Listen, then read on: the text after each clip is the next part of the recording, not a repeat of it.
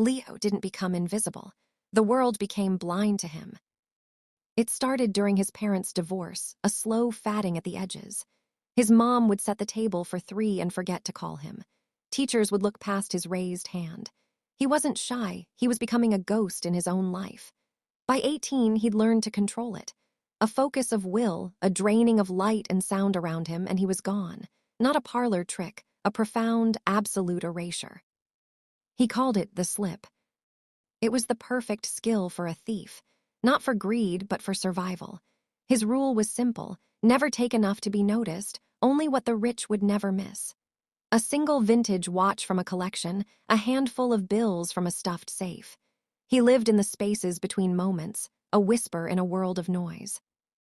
His current target was the penthouse of Alastair Kine, a pharmaceutical billionaire whose charity galas were legendary for their excess.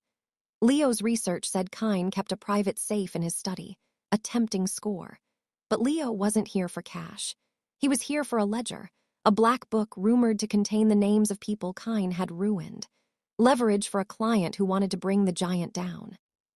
Slipping into the penthouse was effortless. He moved through the party like a chill draft, unseen among the glittering crowd. The study door was locked. A moment of focus, a twist of a lockpick from within the slip, and he was in. The safe was behind a hideous modernist painting. It was a sophisticated biometric model, impossible to pick. But Leo didn't need to. He waited, a void in the corner, until Kine himself entered the study, alone, to retrieve a bottle of century-old brandy. As Kine leaned forward for the retinal scan, Leo moved. He was a breath, a shift in the air. The safe hissed open. Kine took his bottle and left, never sensing the invisible man who slid a hand into the safe the moment the door was wide, palming the small, black moleskine notebook. Perfect, clean. Leo was at the study's window, ready to make his escape onto the balcony, when the door opened again. He froze, melting back into the shadows. It was Kine, but his jovial party mask was gone. His face was cold, severe. He wasn't alone. A hulking, grim-faced man in a tailored suit followed him in, his head of security, Ivan. "Show me," Kine said, his voice clipped. Ivan walked directly to the safe and opened it. He rummaged for a moment before going very still. "Sir, it's gone." Kine's face didn't twitch. He didn't rage. He simply smiled, a thin, predatory thing. "Good," he took the bait. Leo's blood ran cold. Bait. "Activate the Argus system," Kine said calmly. "Let's see our ghost." Ivan nodded and tapped a command into his phone. A low hum filled the room. From the ceiling, a ring of intricate lenses descended, each one glowing with a faint, ultraviolet light. Suddenly, Leo felt a strange, prickling sensation across his skin, like a static charge. The air around him seemed to shimmer. "And there you are," Kine said, his eyes locking not on Leo, but on the space he occupied. A monitor on the wall flickered to life, displaying a thermal image of the room. And in the center, clear as day, was the outline of a man holding a small, cold object, the notebook. The slip wasn't broken. Their eyes still refused to see him. But the Argus system didn't use eyes. It used a combination of thermal, sonar, and motion sensing that rendered his light-bending trick useless. It painted him in digital fire. "An expensive party trick," Kine mused, walking toward the thermal outline. "I've heard rumors of you, the man who isn't there. You've been a thorn in the side of many of my associates. I knew a unique item would draw you out." Ivan moved, fast for a big man. He didn't throw a punch at empty air. He threw a wide, sweeping kick at the space Leo's legs occupied on the monitor. Leo jumped back, the movement breaking his concentration. For a split second, he flickered into visibility, a startled man in black tactical gear, before forcing the slip back on. It was a trap. The ledger was worthless. He was the prize. "Subdue him," Kine ordered, taking a seat as if watching a play. "I want to know how he works." Ivan advanced, his eyes on the monitor, not the room. He fought the image, not the man. Leo was at a catastrophic disadvantage. His entire life's defense was predicated on not being perceived. Now he was being **seen** in the most fundamental way. He dodged another grab, rolling behind a large oak desk. He was panting, not from exertion, but from raw, primal fear. He was a rabbit in a snare. Ivan flipped the desk over with a grunt of effort, wood splintering. There was nowhere to hide. Think Leo, his power wasn't useless. They couldn't see asterisk him, they saw his image asterisk, his heat signature, his outline.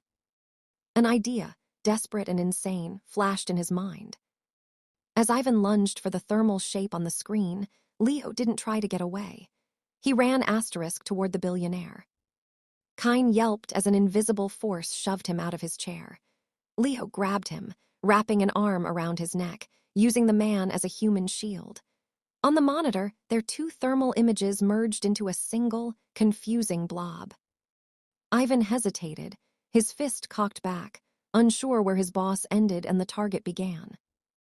"Shoot through me," Kine choked out, furious. "He's just one man." But Ivan couldn't. The hesitation was all Leo needed. With his free hand, he grabbed Kine's expensive brandy bottle from the desk and smashed it against the edge of the monitor. Then, holding the jagged, dripping neck, he pressed it against Kine's throat. "Tell him to turn it off," Leo whispered, his voice a dry rasp next to Kine's ear, the first sound he'd made all night. "Or I'll make sure your charity work needs a new spokesman." Kine stiffened. "Argus off," he spat.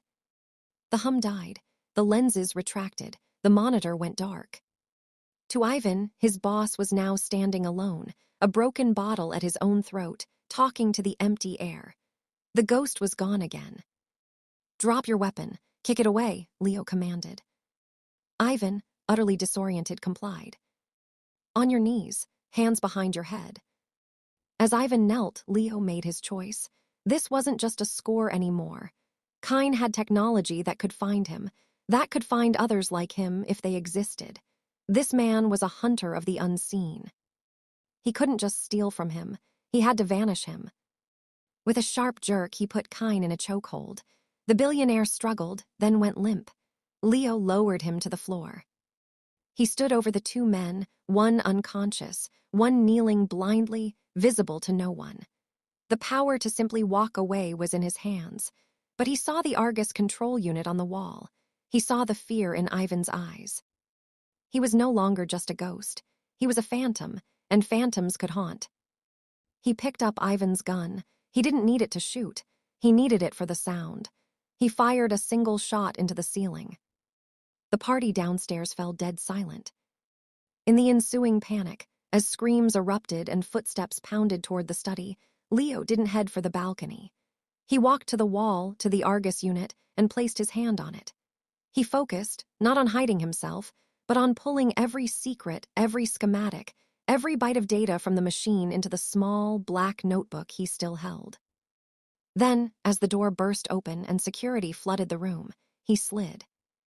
He was gone before the first guard could even blink, leaving behind only chaos, an unconscious billionaire, a terrified security chief, and a mystery. He moved through the screaming crowd, a void of silence in the heart of the storm. He had started the night as a thief. He was leaving as something else entirely. An invisible man had just declared war, and the world, blind as it was, would never see him coming.